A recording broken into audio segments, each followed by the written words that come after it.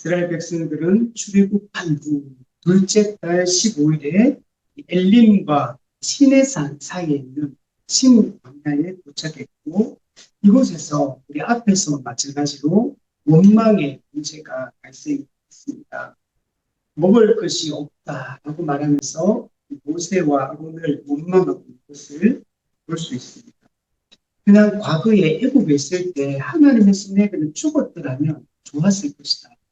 굳이 이쪽으로 인도해서 죽여 죽게 만들고 있다라고 말하면서 원망을 쏟아내고 있습니다. 이 원망은 사실은 근거가 없는 사실 원망입니다. 그럼에도 불구하고 이스라엘 백성들은 하나님을 신뢰하지 못하고 원망을 쏟아내고 있습니다. 표면적으로는 모세와 아론을 향해서 원망을 하고 있지만 사실 이면적으로는 하나님을 향하여 원망하고 있는 것이다. 우리 8절 그 마지막 부분에 보시면 우리가 누구냐? 너희의 원망은 우리를 향하여 한 게 아니요 여호와를 향하여 함이로다. 우리도 정말 힘들고 어려운 일이 딱 같이 하나님을 원망하는 게 참 쉽습니다. 사실은 내 잘못일 때도 또 때로는 나의 잘못과 상관없이 어떤 어려움들이 찾아올 수도 있거든요. 그런데도 불구하고 우리가 하나님을 이게 그 문제들을 원망할 때가 많이 있습니다. 이스라엘 백성들도 마찬가지입니다. 그럼에도 불구하고 하나님께서는 우리 4절에 보시면 하늘에서 양식을 비같이 내리기 원망하고 있는데도 불구하고 하나님은 거기에 대해서 책망하고 그들을 꾸짖고 이렇게 하는 게 아니고 그들의 그 원망에 대해서 오히려 응답해주고 있는 것을 볼 수가 있습니다. 어떻게 하냐면 저녁에는 고기를 주어 먹이시고 아침에는 떡으로 배불리시겠다 하고 이렇게 말씀을 하고 있습니다.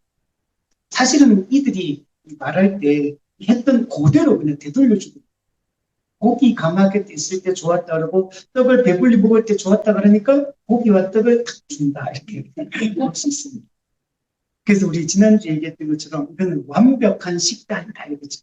하나님은 우리의 완벽한 필요를 공급해 주시는 분이다 라고 이렇게 얘기를 했습니다. 이걸 통해서 우리 6절에 보면 6절 뒷부분에 보면 여호와께서 너희를 애굽 땅에서 인도하여 내셨음을 알게 하겠다. 여호와께서 우리를 인도해 내셨고 그분이 모든 걸 지금 주관하고 계시고 책임지고 계시다는 사실을 알려주겠다는. 이들이 지금 그들이 혼자 내버려진 상태가 아니고 우리 모아 같이 늘 내버려 두지 않겠다라고 요한복음 말씀했는 것처럼 이 구약 시대 때도 하나님 이스라엘 백성들을 내버려 두신 게 아닐 겁니다.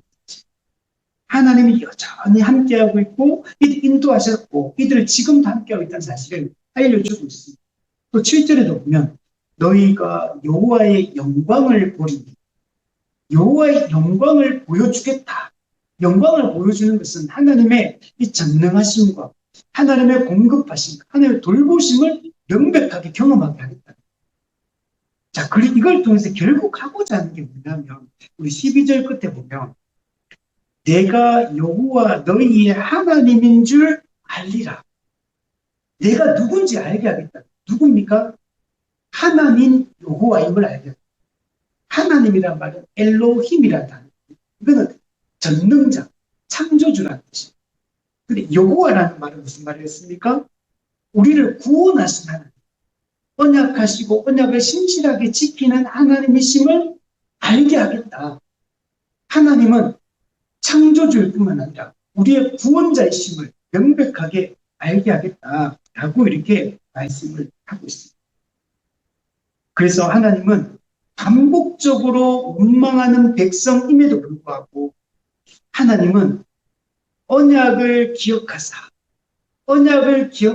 이들을 은혜 손길을 계속 베풀어 주고 있다는 사실을 알 수가 있습니다. 자, 그리고 오늘 본문은 계속 이어서 이 만나와 메추라기에 대한 얘기를 하고 있는데 특별히 이제 오늘 13절 이하부터 보면 분명히 앞부분에 보면 저녁에는 메추라기를 주고 아침에는 만나를 준다 했잖아요. 근데 뒷부분에 가보면 메추라기 얘기는 없어요. 근데 만나 얘기가 주된 내용을 구성하고 있다는 것들을 알 수가 있습니다. 그러니까 메추라기에 만나 두 개를 사실 주는 건데, 근데 핵심은 어디에 담겨 있냐면 만나에 담겨 있어요. 그러니까 메추라기는 물론 고기 있고 떡이라는 측면에서 두 개가 성질이 다른 거죠. 근데 여기서 중요한 거는 둘 다 뭐냐면, 우리 4절 한번 4절 다시 4절을 보면 뭐라 했냐면 양식을 비같이 주겠다 했어요. 그러니까 이게 고기냐 떡이냐가 사실 중요하다기보다는 하나님이 그들의 필요를 채워주신다. 일용할 양식을 주신다. 이게 핵심이에요. 그 양식의 핵심은 나중에 이제 신약으로 넘어가고 구약 성경 뒷부분에 가보면 양식을 주셨다는 얘기를 할 때 항상 메추라기 주셨다는 얘기 합니까? 만나 주셨다는 얘기 합니까? 만나를 주셨다는 얘기예요. 그래서 핵심은 이 만나에 포커스가 있어요. 그래서 이 만나를 통해 하나님이 하늘에서 내려주신 양식에 대한 이야기를 하고 있다라는 얘기를 우리가 알 수가 있습니다. 그래서 13절 이하로부터 보면 이 만나에 대한 얘기가 이제 구체적으로 등장을 하고 있거든요. 자, 그런데 이 16장, 쭉 16장 이 말씀은 단순히 이스라엘 백성들이 광야 생활을 하는 동안에 있었던 어떤 객관적 역사 기록물, 이런 걸 기록하려고 한 목적이 아닙니다. 이것을 기록한 목적은 뭐냐면 하나님의 구속사를 보여주려고 합니다. 하나님의 이 구속사적 경륜 속에서 인류를 향한 하나님의 구원 경륜, 하나님의 구원 계획을 알려주려고 하는 거고, 또 하나의 목적은 이 만나 또는 하나님의 이 공급하심을 또 뭘 보여주고 싶은 거냐면 예수 그리스도를 보여주고 싶어요. 지금 이거는 만나 사건은 그리스도를 향해 나아가는 이정표의 역할을 하고, 그래서 신학자 게알데스 보스는 이런 얘기를 합니다. 구약의 모든 사건들은 그리스도를 중심으로 한 하나님의 구속 계시의 점진적 전개 과정이다. 그래서 구약의 사건들은 전부 다 예수 그리스도를 예표하고 있습니다. 예수 그리스도를 보여주기 위해서 점진적으로 그 사건 하나하나를 통해서 예수님이 어떤 분이신가를 점차 더 선명하게 보여주는 역할들을 하고 있다는 걸 볼 수 있고, 또 하나, 이 게알데스 보스는 만나 사건에 특별히 더 주목해서 얘기를 하는데, 만나 사건은 그 중에서도 성육신하신 그리스도의 은혜로운 공급을 보여줍니다. 그리스도의 은혜로운 공급, 그리스도는 뭘 공급해 주십니까? 나중에 신약으로 보면 자기의 살과 피를 공급해 주십니다. 이게 나중에 성찬에서 떡과 포도주로 주어지는 예시가 되고, 그리고 만나는 하늘에서 내려온 양식이잖아요. 그 실제로 하늘에서 내려온 양식이 누구냐면 하늘에서 이 땅에 보내심을 받은 예수 그리스도, 성육신하신 예수 그리스도가 자기의 살과 피를 우리에게 공급해 주고, 우리는 구약시대 때 이스라엘 백성들이 만나를 먹음으로 육신의 양식이 공급됐잖아요. 육체의 생명이 유지됐잖아요. 마찬가지로 예수 그리스도를 이 땅에 보내주시고 그분의 살과 피를 먹고 마심으로 말미암아 우리의 영적 생명이 여러분 유지가 되고 있습니다. 그래서 요한복음에서 이렇게 말했죠. 인자의 살을 먹지 않고 인자의 피를 마시지 않으면 너는 나와 상관이 없다. 우리는 인자의 살과 피를 이미 먹고 마신 자예요. 이것을 우리가 나중에 이제 11월 달에 우리가 정연에서 이제 성찬을 거행합니다. 실제로 떡과 포도주를 먹고 마십니다. 우리는 정말 예수님의 살과 피의 의미를 되새기는 보이는 말씀, 외적인 표시인 떡과 포도주를 통해서 우리는 그 은혜를 더욱더 깊이 우리가 경험을 하게 되는 것입니다. 그리고 하나님께서는 아담의 타락 이후에 창세기 3장 15절에서 원시 복음에서 여자의 후손을 통해서 구원을 어떻게 이루어 가실지를 여러분 보여주고 있어요. 그 실제로 그 여자의 후손을 통해서 하나님의 구원이 어떻게 이루어지는지를 그 구약 성경을 통해서 이게 단계적으로 점진적으로 발전하고 있는 걸 보여주거든요. 중요한 사건이 뭐냐면 아브라함을 부르십니다. 그리고 아브라함과 언약을 맺습니다. 아브라함 언약을 맺죠. 이거는 매우 중요한 은혜의 언약이 구체적으로 제시가 되고 있습니다. 하나님 나라에 대한 구체적인 회복의 약속을 아브라함 언약을 통해 주십니다. 그래서 땅, 자손, 복, 주권에 대한 얘기, 하나님 나라 회복에 대한 얘기를 구체적으로 하고 있고, 그게 실제적으로 이루어지고 있는 게 우리 출애굽기부터 시작해서 자손의 형성, 땅의 그다음에 정복, 그다음에 하나님의 주권을 대리하는 인간 왕의 통치, 율법을 통해 통치하는 인간 왕의 대리 통치를 통해 하나님의 통치가 어떻게 구약 때 이루어져 가는가를 보여주고, 그래서 먼저 아브라함을 부르시고, 그리고 아브라함을 통해서 이제 민족이 구성될 씨앗이 만들어집니다. 그게 누구냐면 야곱의 가족들. 그들을 하나님 어떻게 합니까? 애굽으로 인도합니다. 그리고 애굽에서 보호받게 합니다. 그리고 때가 되어서 애굽에서 출애굽하게 하십니다. 그리고 드디어 어떻게 됩니까? 이 광야로 이제 광야를 출애굽해서 이 광야를 통해 가나안을 향해서 나아가게 됩니다. 하나님 나라를 향한 이 여정이 시작이 된 겁니다. 우리 철로역정에서도 마찬가지죠. 이 믿지 않는 자를 말씀을 통해서 회심을 먼저 시키고, 그리고 교회가 되게 하시고, 교회가 되고 난 이후에 이제 천국을 향해서 이 성화의 과정을 통해서 천국을 향해 나아가는 이 순례의 여정을 보여주고 있는 게 철로역정이죠. 하나님 이 일을 시작하시고, 그리고 이 사건이, 광야에서의 사건이 매우 중요한 게, 광야 생활이 정말 중요해요. 우리가 구속사 12시대를 나눌 때 첫 번째가 창조시대, 두 번째가 뭡니까?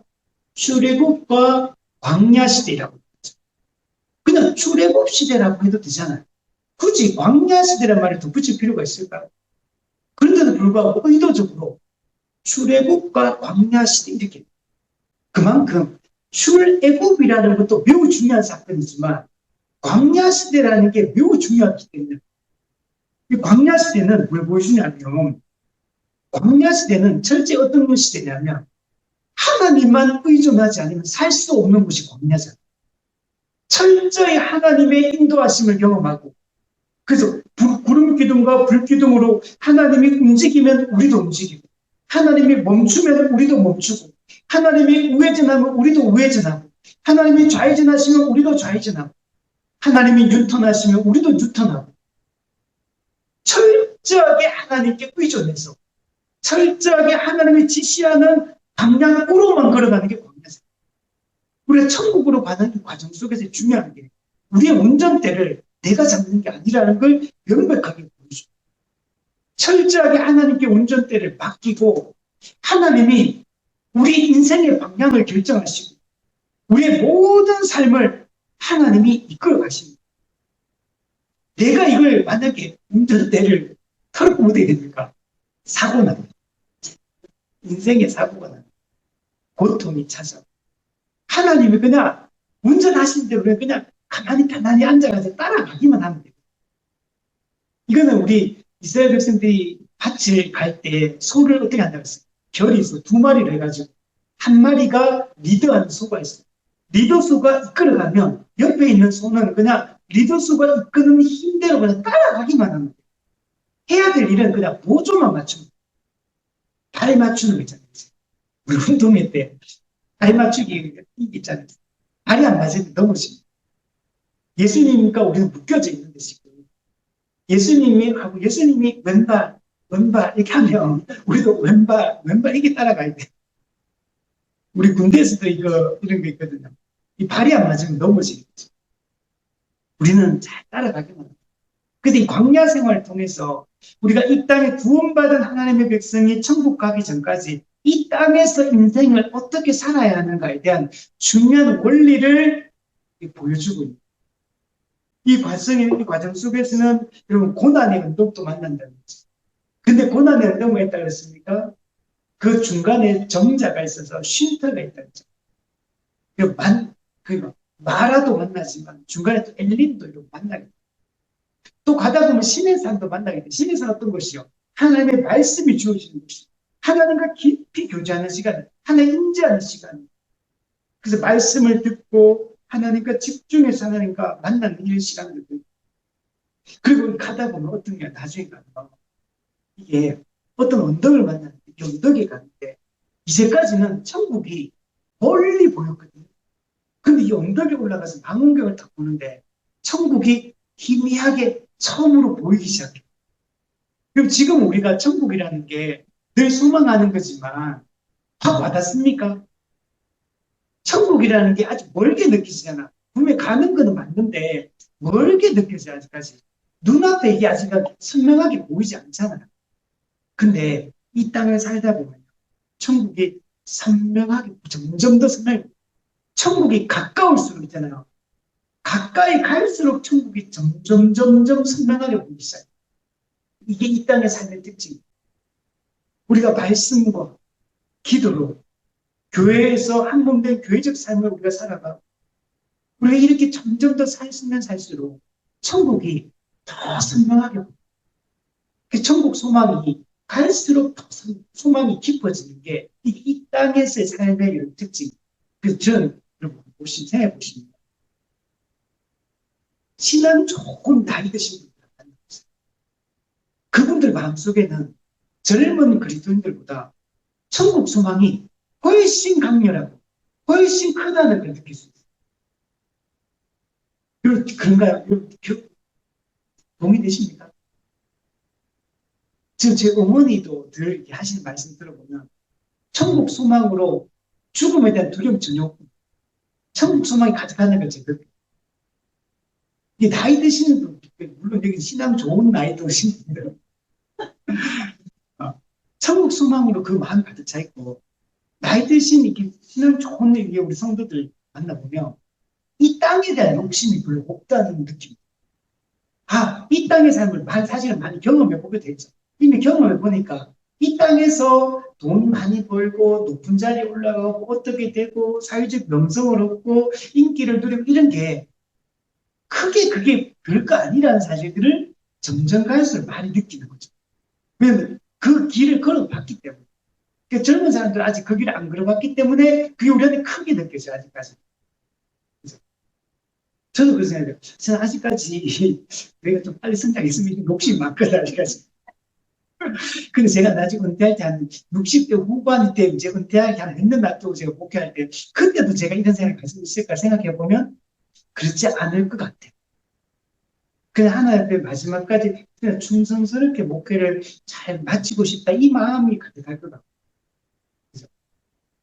그래서 우리가 갈수록 천국 소망이 더 이게 이런 걸 경험할 수 있는 거 되면은 만나도 안 보세요. 이스라엘 백성들이 출애굽해가지고 가나안까지 가야 돼. 가나안 저 멀리 있어.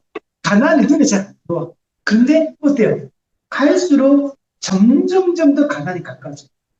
그 시내 광야에 딱 갔을 때, 모압 평지에 딱 갔을 때는 그 눈으로 그냥 이제 이스라엘 땅이 보이거든. 여리고 성이 보이고 성이 다 보여. 갈수록 천국이 더 선명해집니다. 이 광야 생활을 바꾸는 것입니다.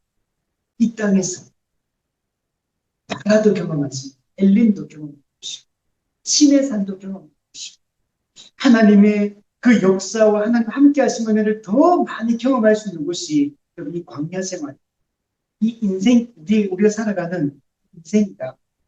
우리 갈수록 더 선명해지는 것이다. 복음에 대한, 하나님에 대한 사랑도 더 깊어지고, 하나님 나라에 대한 소망도 더 깊어지는 것이 광야 생활을 보여주고 있다. 그래서 이 모든 과정이 예수 그리스도의 위대한 구속 사역을 향해서 나아가고 있고 또 하나님의 이 언약적 신실함, 하나님의 또 이 공급하심과 돌보심을 명백하게 보여주는 곳이 해야라고 말할 수 있습니다. 13절, 14절을 보시면 이스라엘 백성들이 먹을 것이 없다고 원망하니까 하나님이 저녁에는 배추라, 아침에는 만나를 공급해 주십니다. 이걸 통해서 하나님의 신실하신 공급과 하나님의 그 은혜를 선명하게 보여주고 있습니다. 그럼 만나와 매출하기는 자연적인 사건이에요. 이거는 그냥 이 일반적인 자연현상이 아니고 초자연적인 사건이라는 것을 우리가 알 수가 있습니다. 하나님의 특별한 개입에 의해서 이루어지고 있는 사건. 그리고 우리가 광야를 살아갈 때 하나님 우리 인생에도 특별하게 개입하시고 하나님 우리 가운데 역사하시고 우리의 삶 가운데 역사하시는 분을 볼 수 있습니다. 그리고 메추라기를 보시면 메추라기가 단순히 그냥 지나가는 게 아니에요. 뭐라고 표현합니까? 우리 13절에 보면 진에 덮였다라고. 진에 덮였다. 그러니까 이 덮였다는 얘기는 그냥 새 몇 마리가 이제 후 지나갔다 이런 얘기가 아니에요. 진 자체에 이제 덮여있고 머물러 있다는 얘기. 근데 이 진이 진의 크기가 얼마나 합니까? 이스라엘 군대 200만 명의 사람들이 지금 텐트를 치고 있거든요. 거기 전체를 뒤덮고 있고. 근데 그 속에서 만약에 200만 명 사람 너무 많잖아요. 그러면 적어도 이게 덮였다라고 표현할 때는 한 사람이 먹을 수 있는 양이 엄청나게 많다는 얘기예요. 이게 어마무시한 이 메추라기가 200만 명이 진치고 있는 그곳에 덮여있다. 이거는 초자연적인 사건이죠. 또 매일 아침마다 이슬이 바로 위에 어떻게 됩니까? 지면에 작고 둥글며 서리 같은 것이 있었습니다. 여러분 원래는 이슬이 아침에 딱 내리고 나서 해가 딱 지면 어떻게 됩니까? 싹 사라지고 없어져요. 근데 이거는 해가 떴는데도 불구하고 사라지지 않고 있는 겁니다. 이건 일반적인 광경이 아닌 거죠. 또한 만나는 독특한 측면이 있는데 만나는 규칙적으로 공부해요. 이게 날마다 다른 게 아니에요. 이게 광야 40년 동안은 규칙적으로 만나가 내린다는 거야. 규칙성을 할 수 있어요. 그 양에 있어서 어마무시합니다. 200만 명의 사람들이 먹을 양이 되고 또한 사실은 그보다 더 많아요. 막 많이 걷어가 막 남기기도 했잖아요. 썩어버리고 했잖아요. 실제로는 200만 명의 분량보다 더 많다는 얘기를 하는 거예요. 어마무시한 양 그리고 지속성. 이런 일이 하루 이틀 만에 이런 일이 있었다면 이게 좀 그냥 우리가 우연히 이렇게 됐다 이렇게 말할 수 있습니다. 광야 40년 이게 계속된다는 걸 또 이런 규칙성 그리고 양 그리고 지속성 이런 측면을 볼 때 이 사건이 초자연적인 기적이고 하나님의 특별한 개입에 의해서 이루어지고 있는 사건이다 하는 것들을 알 수 있습니다. 로마서 4장 17절에 보면 하나님은 없는 것을 있는 것으로 보십니다 하는 얘기입니다. 여러분 만나와 메추라기는 일반적으로 이렇게 주어진 게 아니잖아요. 하나님이 없는 것을 있게 하신 사람. 하나님 우리 인생에도 없는 것을 있게 하시는 분이심을 우리가 믿어야 됩니다. 우리의 객관적인 경험, 우리 인간적인 이성으로 우리가 따지고 그렇게 할 수 있는 게 아니라는 걸 알 수 있어요. 이런만 니들 보시면 이런 얘기입니다. 만나가 이렇게 출현한 것은 하나님의 창조적 구속 행위의 연속선상에서 이해됩니다. 즉 창조 사역이라는 얘기예요. 없는 것을 있게 하는 거. 있으라 그러면 있었잖아요. 창조. 그것처럼 없는 것을 있게 한 사건. 창조적 행위, 구속 행위가 지금 다시 재현되고 있는 것이다. 라고 얘기를 합니다. 이는 타락한 세상에서 하나님의 백성들을 위해 새로운 창조 질서를 도입하는 사건. 새로운 질서를 만들어내는 사건이 이 사건. 여러분 원래 사람들이 음식을 어떻게 먹습니까? 일을 해가지고 농사를 짓든지 또는 나무 열매를 거두어가 먹든지 아니면 뭐 짐승을 잡아 먹든지 이게 기본적으로 양식을 구하는 방식이잖아요. 근데 이 사건 같은 경우는 그런 인간의 어떤 수고와 노동행위가 없어요. 근데 이거는 일방적으로 그냥 하나님께서 창조해 주십니다. 없는 것을 있게 하십니다. 이 사건은 그래서 뭐라고 표현하냐면 새하늘과 새 땅에서 완성될 새 창조를 미리 맛보게 하는 전조적 사건. 전조. 미리 맛보고 보여주는 사건이라고 얘기합니다. 우리는 이스라엘 백성들은 이 만나를 먹으면서 뭘 생각해야 되냐면 하나님이 영원히 우리에게 공급해 주시겠다. 하나님이 우리의 모든 필요를 완벽하게 공급해 주시겠구나 라는 걸 믿었어야 했어요. 여러분, 이건 오늘 우리도 마찬가지입니다. 오늘 우리의 삶 속에서도 우리가 없어요. 그죠? 월급 통장에 딱 들어오는 게 돈이 딱 한정적이잖아요. 없어요.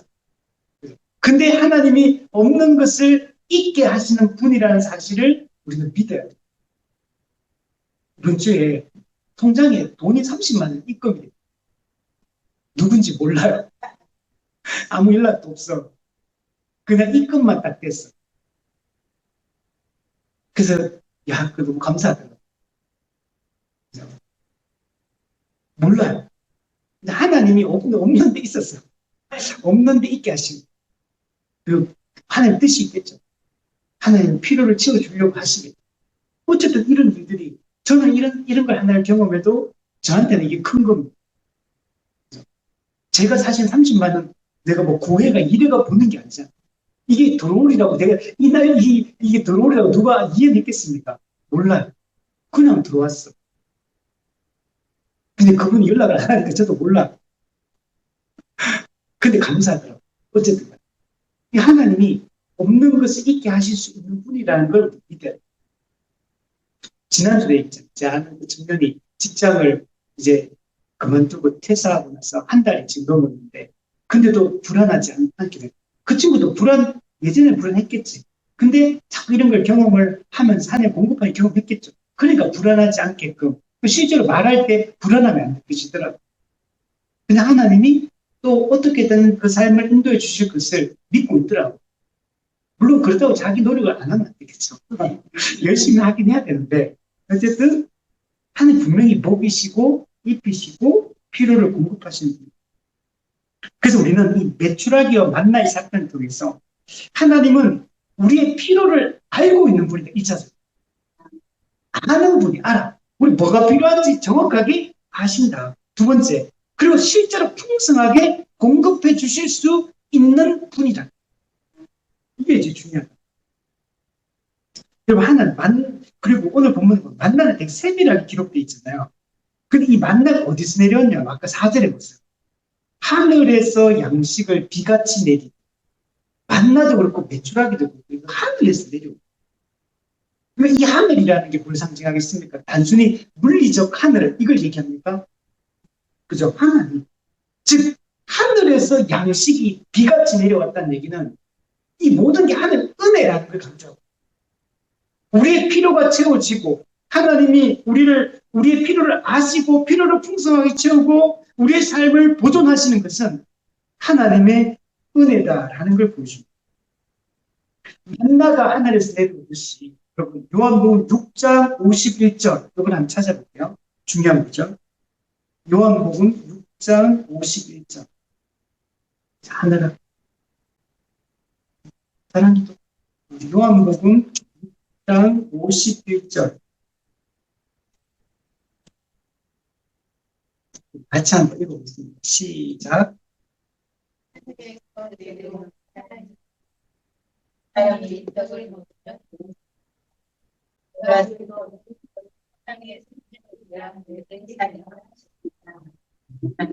읽어보세요. 나는 하늘에서 내려온 살아있는 떡이다.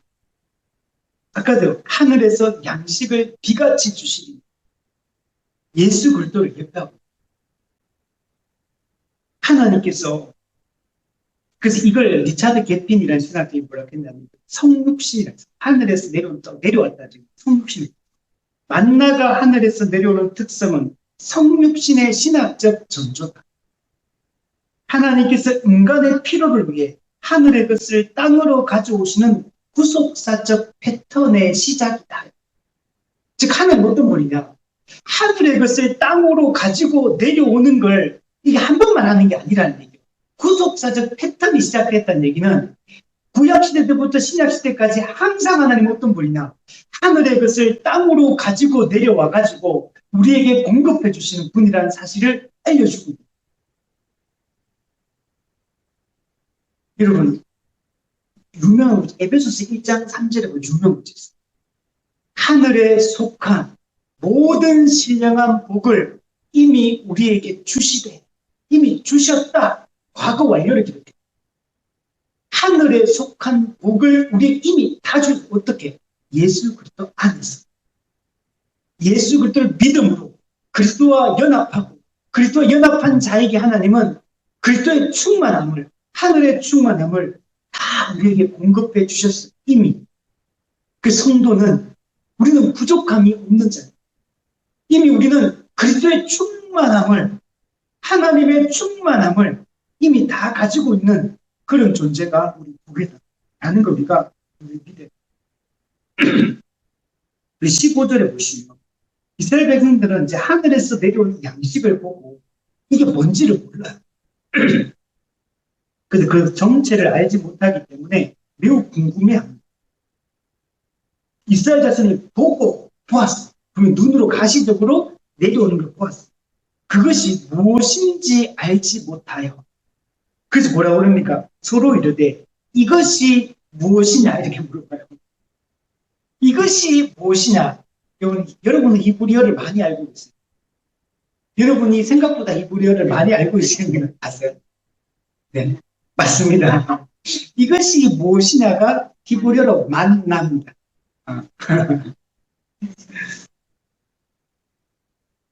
이것이 무엇이냐 이렇게 백성들이 묻는 걸 볼 때 이스라엘 백성들은 하나님이 하늘에서 내려주시는 이 은혜를 이걸 사실은 이해를 못하고 있어요. 인식을 못하고 있어요.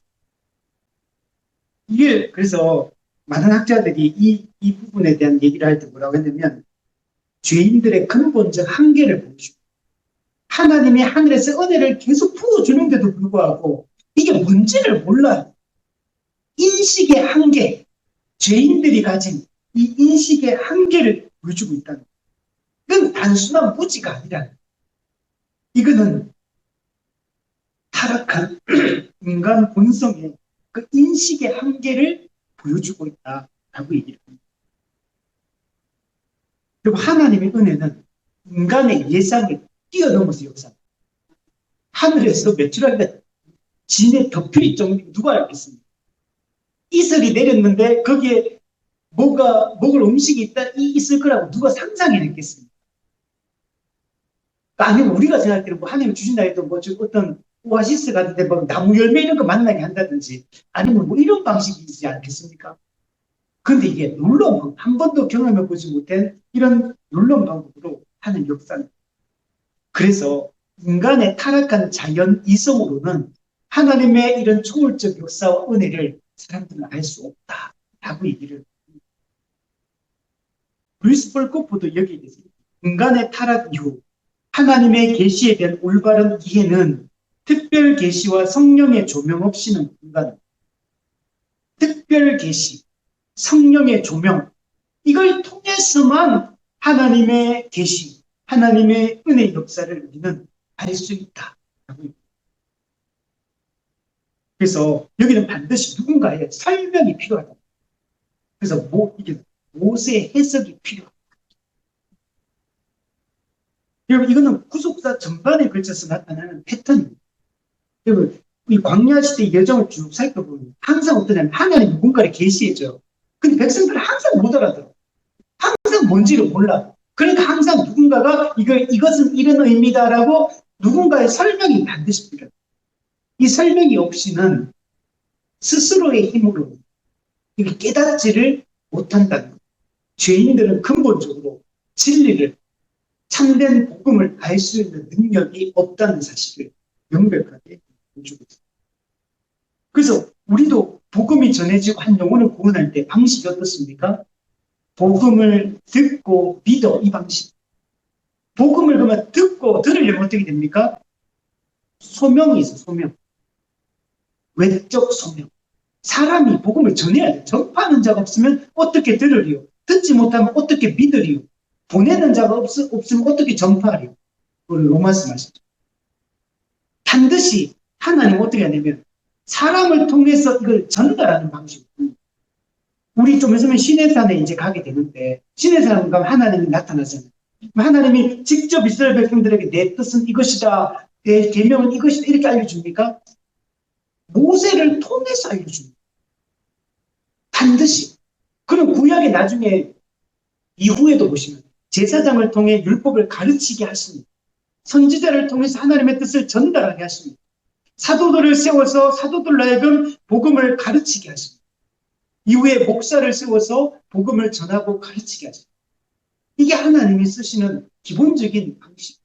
그래서 외적 소명이 이루어질 때, 사람을 통해 복음이 잘 가르쳐질 때 성도들은 그때 성령께서 효력 있는 부르심으로 역사하셔서 그가 중생, 거듭남이 일어나게.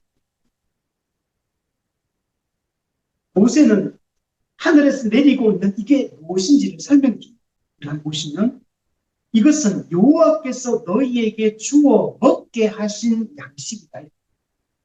여호와께서 너희에게 주어 먹게 하신 양식. 한마디로 모세는 이거는 하나님이 공급해 주시는 것이다. 하나님이 주시는 것이다. 우리는 이것을 통해서 하나님의 이 놀라운 이 은혜, 하나님의 공급하심, 필요를 채우심을 우리는 보게 됩니다. 그 만나의 출처가 누구인지 명확하게 모세는 강조해서 설명하고 있습니다. 하나님으로부터 주어진 것이다. 우리의 참된 양식, 우리의 진정한 필요는 오직 하나님만이 채워주실 수 있다라는 얘기를 하고 있는 겁니다. 이스라엘 백성들은 광야에서 스스로의 힘으로는 살 수 없는 존재입니다. 전적으로 오직 하나님이 공급해주지 않으면, 하나님이 섭리해주지 않으면 그들은 광야에서 살아남을 수가 없는 겁니다. 여러분, 우리가 예수 믿고 구원받은 이후에 이제 천국을 향해 나아가고 있습니다. 우리가 이 땅에서 삶을 살아갈 때 우리는 우리의 힘으로 살아가는 자가 전적인 하나님의 은혜로 살아가는 자. 하나님이 공급해 주시지 않으면 우리는 살 수 없는 존재. 우리 때로는 착각할 때가 있어요. 내 힘으로 이것을 이루었다 라고 착각할 때가 있어요. 내 힘으로 이것을 얻었다 라고 생각할 때가 있어요. 내 수고의 결과다. 내가 마음만 먹으면 이것을 이룰 수 있고 이것을 취할 수 있고 내가 이것을 채울 수 있다. 내 노력 여하에 달려있다. 내가 열심히 발로 뛴 만큼 그 결과가 보상이 주어질 것이다. 라고 우리가 생각할 때도 있어요. 물론 우리는 열심히 해야 되죠. 우리는 최선을 다해서 우리 주어진 것들을 열심히 해야 됩니다. 저도 생각해봐요. 제가 목회자로서 일주일의 시간을 어떻게 쓰고 있는지, 잘 활용하고 있는지, 낭비하고 있지는 않는가. 이런 생각해봐요. 우리는 우리에게 주어진 시간들을 최대한 선용하고 활용을 해야 돼요. 그래서 시간을 우리는 아주 규모 있게 사용해야 되고 헛된 낭비하는 시간이 없도록 우리는 애를 써야 됩니다. 그러나 그것 때문에 우리가 먹고 사는 것도 아니고 그것 때문에 내가 건강하게 사는 것도 아니고 그것 때문에 내 통장에 월급이 찍히는 것도 아니고 그것 때문에 내 생명이 유지되는 게 아니라는 우리는 생각을 해야 돼요. 우리 살아보면 그렇잖아요. 때로는 내가 노력한 만큼 결과가 주어져. 때로는 내가 아무리 노력해도 아무런 효과가 없어. 그리고 한 방에 내가 모아놓은 게 한 방에 다 날아가. 한 방에 그냥 판이 뒤집어져 버려. 안 그런가요? 우리는 이런 걸 이제 왜 제가 아까 신앙의 연수가 높은 성도들이 이런 거 많이 경험해 봤거든. 그 내 힘으로 되는 게 아니라는 사실을 명백하게 느끼는 거죠. 그러니까 좀 하나님 의지하고 더 그분의 은혜를 붙들고 그래서 다들 하나님 은혜다. 모든 게 하나님 은혜다. 이런 말들을 하는 거예요. 우리는 이것을 깊이 확신합니다. 16절 보면 만나를 거두는 방법에 대해서도 자세하게 설명해 줍니다. 각 사람은 먹을 만큼만 거두어야 돼요. 각 사람 먹을 만큼만 거둬요. 이 말은 뭐냐면 욕심을 버리는 욕심. 더 많이 거두어서 더 많이 저장하겠다. 쌓아두겠다. 왜 쌓아두려고 할까요? 저장을 왜 하려고 할까요? 내일을 대비하려고. 그 내일을 대비하는 건 좋은 겁니까? 그죠? 이게 사실 하나님 신뢰하지 못하기 때문에 내 힘으로 쌓아두려고 하는 거예요. 내일을 내 힘으로 보장하려고 하는 거예요. 내 힘으로 준비하려고. 물론 우리는 열심히 준비해야 됩니다. 저축도 해야 되고 일도 열심히 해야 되고 건강을 위해서 운동도 해야 되고 다 해야 돼요. 그러나 그게 내가 하나님을 신뢰하지 못해서 내한테 달려있다라고 생각하면서 하는 것과는 다르다는 거예요. 우리가 저축을 해도요, 하나님을 신뢰하면 저축할 수 있어요. 그 사람 어떤 차이가 있어요? 저축할 돈이 없어도 그 사람은 불안해하잖아요. 근데 그게 불안해지기 시작한다. 내가 하나님 신뢰하지 않는다는 거예요. 내 힘으로 뭔가 이루어지지 않으면 내가 불안하지 않으면 그건 하나님을 신뢰하는 거예요. 근데 내 힘으로 하는 게 통하지 않을 때 계속 불안하고 두렵고 염려만 쌓인다면 그거는 내가 하나님을 신뢰하는 게 아니라 내 힘을 의지하고 있어. 나 자신을 의지하고 살고 있다는 걸 보여줍니다. 그리고 하나님은 필요한 만큼만, 그날 필요한 만큼만 거두라고 했죠. 인간의 탐욕을 경계하고 있고 과도한 축척을 제한하고 있어요. 이거는 하나님을 정말 신뢰하는 애, 이걸 시험하고 있는, 나를 진짜 의지하고 있는 애, 이걸 시험하는. 하나님은 우리가 매일 아침 하나님이 주시는 일용할 양식을 통해 하나님을 전적으로 의지하는 자가 되기를 원하십니다. 그 신뢰해야지만 오늘 보면 거둘 수 있어요. 사실 내일 만나 안 내릴 수도 있잖아요. 내일 안 내리면 어떡하지? 이런 마음이 들 수 있잖아요.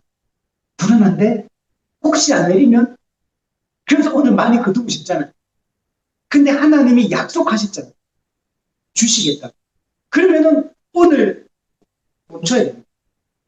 그리고 하나님이 내일 거두는 거는 하나님을 믿고 의지하는 거예요. 마태복음 6장 30절에 예수님이 산상순에서 오늘 있다가 내일 아궁이에 던져지는 들풀도 이렇게 입히시거든. 하물며 너희가, 하물며, 이 단어가 은혜롭죠. 하물며 너희가 누굽니까? 그분의 자녀라는 거예요. 그분의 자녀. 나는 너희 아버지다 이 얘기하고 싶습니다. 하물며 이렇게 믿음이 작은 자. 그러므로 염려하여 이르기를 무엇을 먹을까, 무엇을 마실까, 무엇을 입을까 하지. 이는 다 이방인들이 구하는 것이다. 이방인은 누굽니까? 하나님 백성 아닌 자, 하나님을 아버지로 모시지 않은 자, 하나님을 신뢰하지 않는 자, 그들이 구하는 것. 너희 하늘 아버지께서 이 모든 것이 너희에게 있어야 할 줄을 아십니다. 그럼 하나님을 신뢰. 두 번째, 각 사람이 먹을 만큼만 이렇게 이제 거두라고 했잖아요. 그러면 그 먹을 만큼 도대체 어느 정도냐? 그 분량까지도 하나님이 정해줍니다. 한 사람의 한 오멜씩, 오멜이는 이제 그 대는 제, 대 있잖아요, 대. 그런 거. 한 오멜만 한 사람 분량이다. 이렇게 얘기해요. 한 오멜은 2.2리터. 2.2리터. 이거는 성인 한 사람이 하루 음식 분량으로 가장 적절한 분량이 2.2리터라고 얘기합니다. 그러니까 하나님은 우리 각 개인의 필요가 얼마인지 정확하게 알고 있어요. 정확하게 이거 얘기 안 해줄 수도 있잖아요. 그냥 하루 분량 거두어라 이렇게 말, 그럼 그게 뭐 어떤 사람은 2.2리터, 어떤 사람은 5리터, 10리터 거둘 수 있잖아요. 근데 하나님은 정확하게 2.2리터 한 몸에 딱 거두어라. 개인의 필요가 얼마인지 정확하게 아십니다. 하나님은 우리에게 무엇이 필요한지, 얼마나 필요한지 다 아십니다. 그리고 가장 적절하게 채워주시는 분입니다. 그래서 이 구체적으로 하나님의 분량을 제시하고 있는 것은 하나님은 우리를 완전하게 알고 있다는 완전한 지식을 보여주고, 그리고 또 하나님은 딱 요것만 딱 거두라고 하잖아요. 그러니까 똑같은 양으로 딱 정확하게 거두래요. 아침에 거두. 이건 뭐냐면 하나님은 일을 어떻게 하시냐면 질서 있게 규칙적으로 일하시는 분이라는 걸 보여주고 있어요. 하나님은 정확한 지식을 가지고 우리에 대한 완전한 지식을 가지고 있고 또 질서 있게 일하시는 분이라는 사실들을 명백합니다. 그러면 규칙적이고 정기적인 게 되게 중요합니다. 그리고 이걸 통해서 하나님을 우리가 신뢰할 수 있습니다. 만약에 들쭉날쭉 만약에 만나고 주님 생각해보세요. 오늘 아침에 주어졌다가 갑자기 아침에 오는 줄 알았는데 9시 됐는데 안 와. 정오가 됐는데도 안 와. 그럼 어때요? 불안하겠죠. 근데 이게 들쭉날쭉하면요. 하나님이 들쭉날쭉한 분처럼 느껴져요. 근데 하나님은 정확하게 약속하시고 정확하게 내려주신 것 통해서 하나님이 얼마나 신뢰할 수 있는 분이고 믿을 만한 분인가를 명확하게 우리에게 알려주고 있는.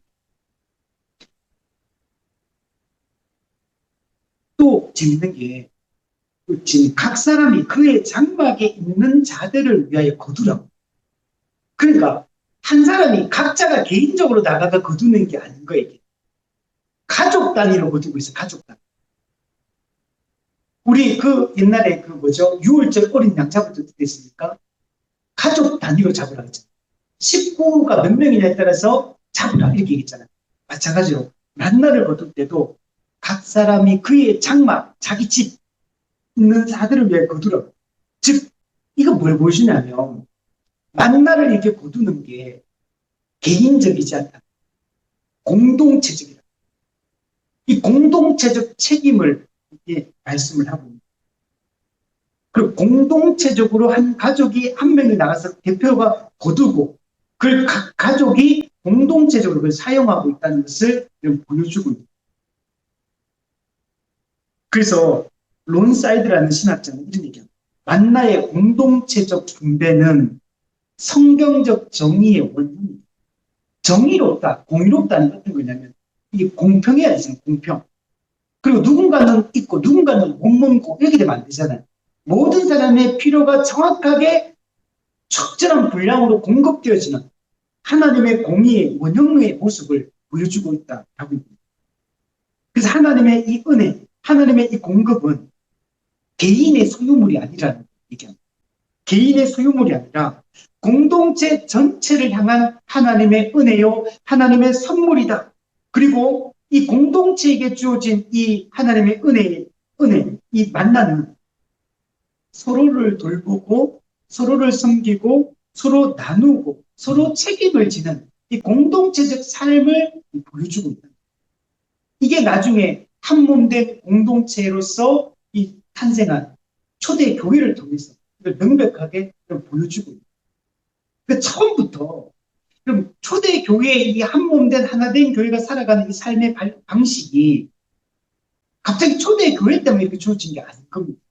이게 구약시대 때부터 하나님이 이스라엘 자기 이 언약 공동체인 이스라엘 백성을 이렇게 형성할 때도 하나님이 동일한 원리로 이들을 대하셨다라는 것들을 보여줍니다. 한 몸 공동체, 서로 돕는 에제르, 돕는 배필, 서로가 서로에게 돕는 배필의 관계라는 사실을 명백하게 여기서도 보여주고.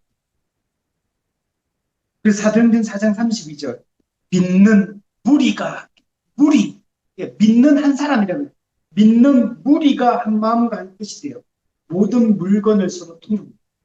자기 재물을 조금이라도 자기 것이라 하는 이가 없다. 그래서 만나를 이 분배하는 이 원리, 개인적으로가 아니라 공동체적 분배. 이거는 하나님 나라 경제가 어떻게 움직이는가를 보여주고 있는 겁니다. 개인의 필요가 정확하게 충족돼야 돼. 그리고 두 번째는 공동체적 책임을 져. 이게 하나님의 백성이 살아가는 하나님 나라의 원리입니다. 이게 초대교회에서 재현이, 아니, 실제로 실현이 됩니다. 그리고 이거는 종말론적으로 새하늘과 새 땅에서 완성되게 됩니다. 우리 17, 18절 보세요. 이스라엘 백성들은 실제로 나가서 이제 만나를 거둡니다. 근데 놀라운 일이 일어납니다. 어떤 사람은 많이 거두고 어떤 사람은 적게 거두었어요. 분명히 거둘 때 양이 차이가 납니다. 많이 거두기도 하고 적게 거두기도 해요. 그 거둔 것을 가지고 와가지고 오멜로 데워 봅니다. 그 양을 이제 체크해 보는 거죠. 체크해 보니까 많이 거둔 자도 남음이 없고 적게 거둔 자도 모자람이 없는 놀라운 일이 일어나요. 우리 이거는 물리학을 이렇게 넘어서는 거예요. 물리적 법칙을 넘어서는 거예요. 많이 거두면 당연히 저걸로 저걸 더 무게가 더 많이 나가야 되고 적게 거두면 적게 나가야 되잖아요. 많이 거두한 어떤 사람 예를 들면 어떤 사람은 두 자루 거두 한 사람 한 자루 거두었어. 딱 떼어 보니까 똑같아. 모자라지도 않고 남지도 않는 놀라운 일들이 일어나고 있는 거예요.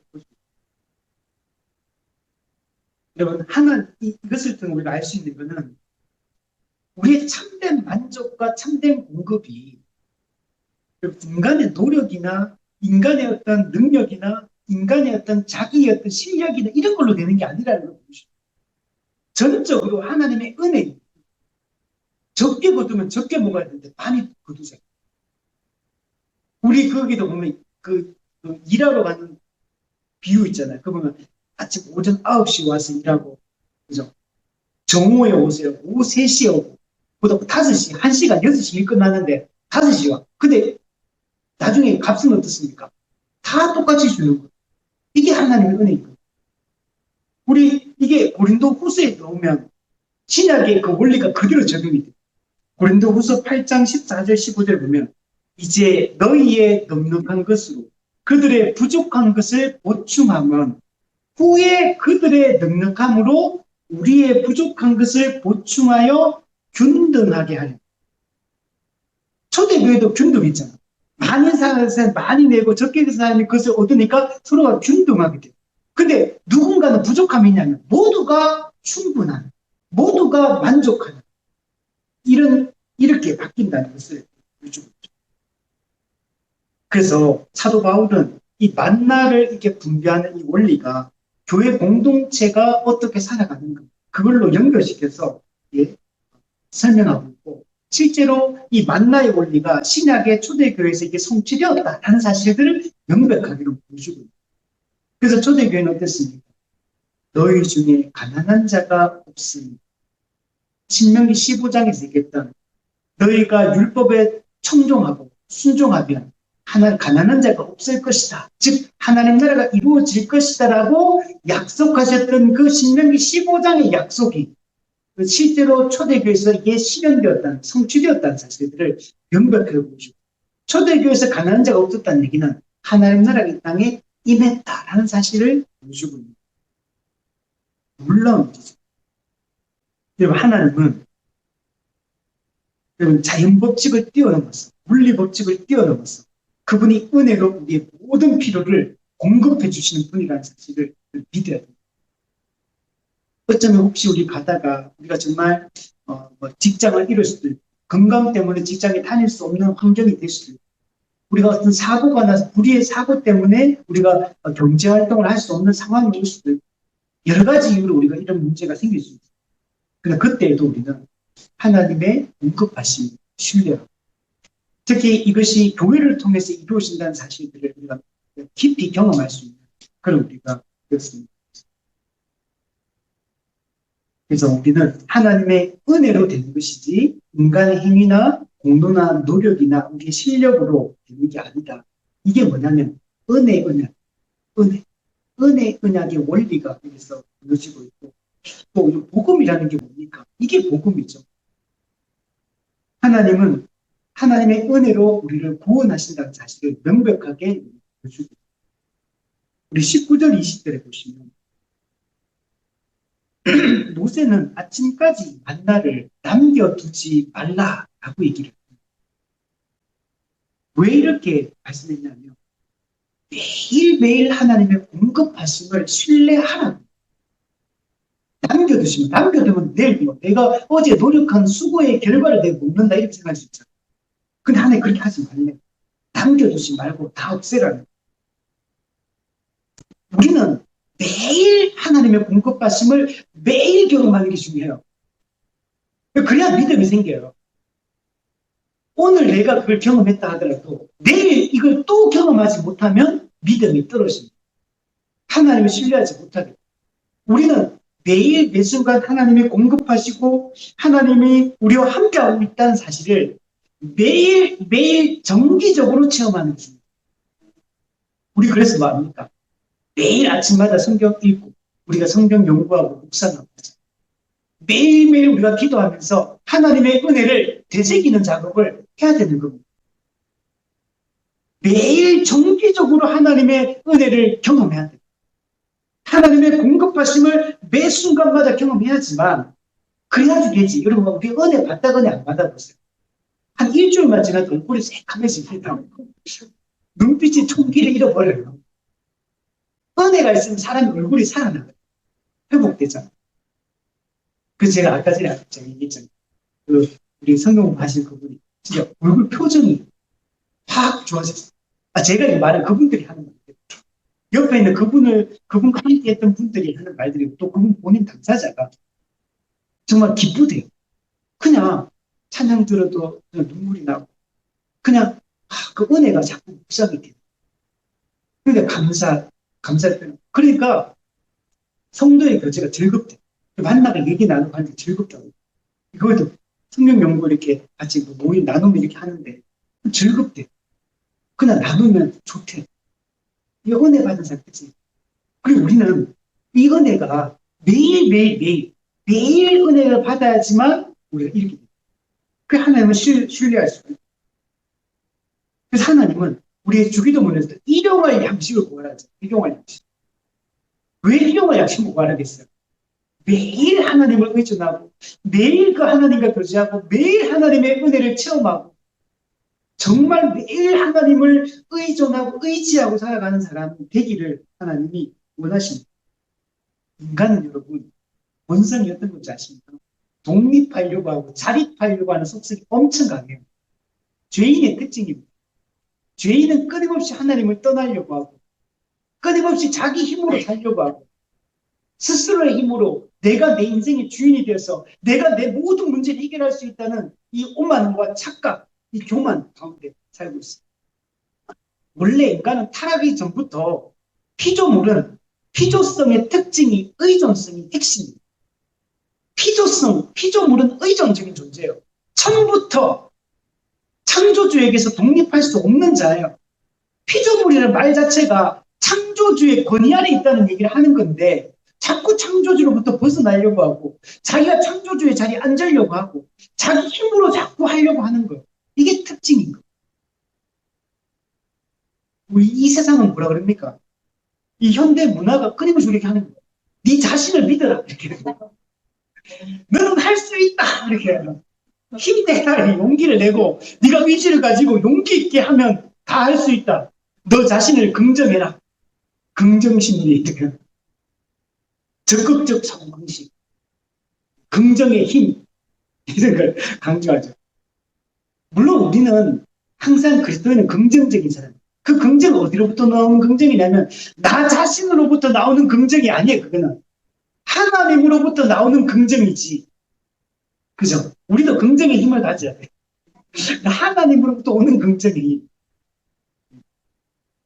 우리는 철저히 하나님께 의존하는 게 중요해요. 그래서 마태복음 4장 4절에 사람이 떡으로만 살 것이 아니라 오직 하나님의 입으로부터 나오는 모든 말씀으로 것이다. 자, 그런데 이스라엘 백성들은 이렇게 말하는데도 불구하고 순종을 안 합니다. 더러는 아침까지 만나를 남겨줍니다.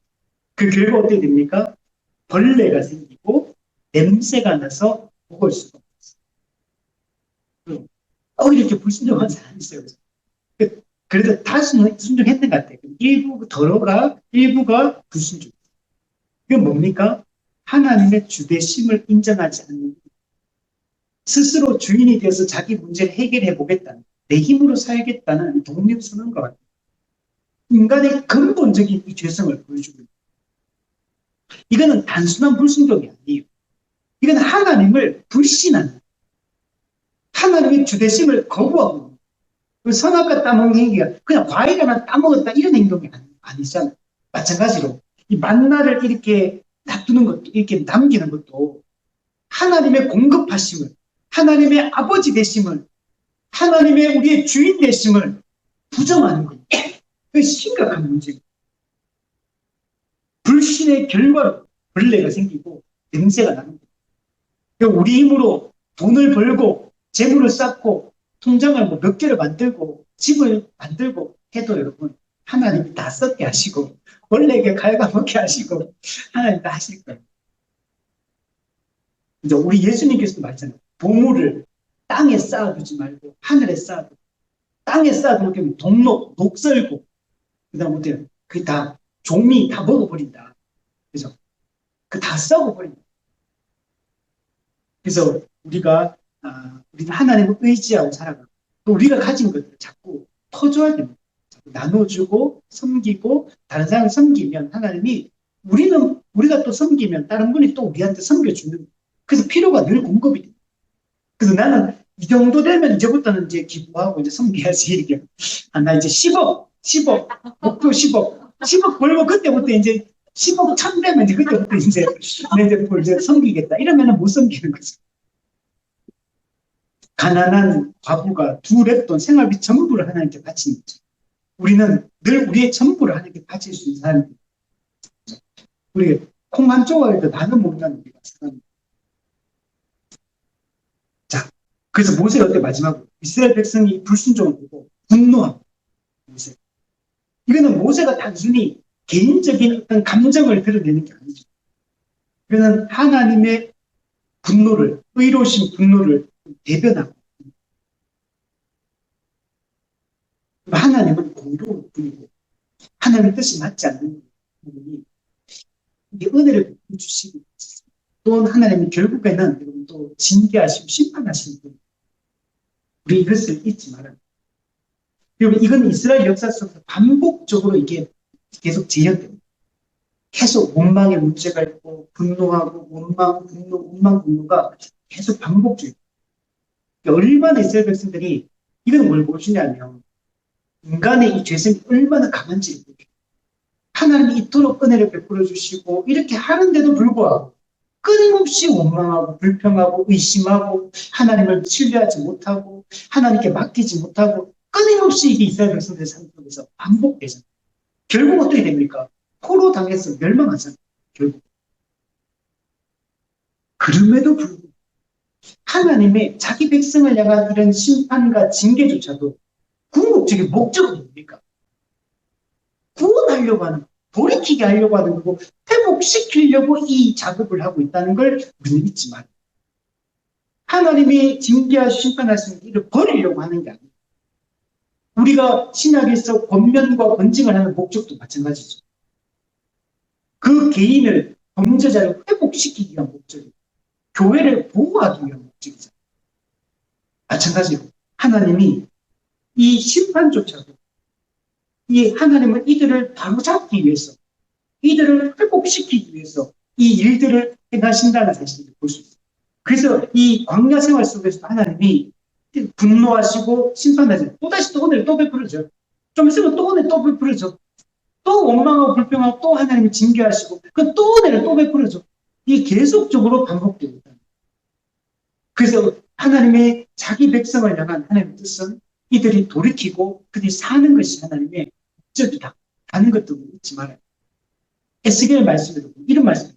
하나님은 악인이 죽는 것을 기뻐하지 않으시고 악인이 그 악에서 돌이켜 떠나 사는 것을 기뻐한다. 악인조차도 하나님 돌이켜 떠나 살기를 원하세요. 디모데전서 바울도 말이죠. 하나님은 모든 사람의 진리를 알고 그들이 주께로 돌아와서 구원받기를 원하시는 거예요. 이게 하나님의 본심이에요. 예레미야 애가도 마찬가지예요. 하나님의 본심이 이거다라고 명확합니다. 하나님 그걸 누구도 죽는 걸 원하는 분이 아니다. 우리가 하나님의 좋으신 하나님을 알아갈 수 있습니다. 결론을 내리면 우리는 이 원망하는 이스라엘 백성들이 하늘에서 양식을 비같이 내려주신 비같이 이것도 푹하게 내려주신 우리의 모든 필요를 정확하게 내려주시는 분이라는 거예요. 하나님은 이거 왜 이렇게 합니까? 언약했다. 약속하신 바를 신실하게 이루기 위한 이 일들을 지금 하고 있는 걸 볼 수 있습니다. 특히 만나 사건은 생명의 떡이신 예수 그리스도를 예표합니다. 내게 오는 자는 결코 줄이지 아니할 것이고 나를 믿는 자는 영원히 목마르지. 우리가 피해야 될 부분은 예수 그리스도십니다. 그분만을 우리가 우리의 주님으로 모시고 만나가 하늘에서 내려온 것처럼 그리스도도 하늘에서 내려오신 하나님의 아들이십니다. 그분이 성육신하신 것은 타락한 우리 죄인을 구원하기 위해서 우리에게 영원한 영광에 들어가기 위해서 있다는 것입니다. 그러면 광야에서 이스라엘 백성들이 만나를 먹음으로 생명이 유지되었던 것처럼 우리는 예수 그리스도를 먹고 마실 때 이 생명이 유지가 됩니다.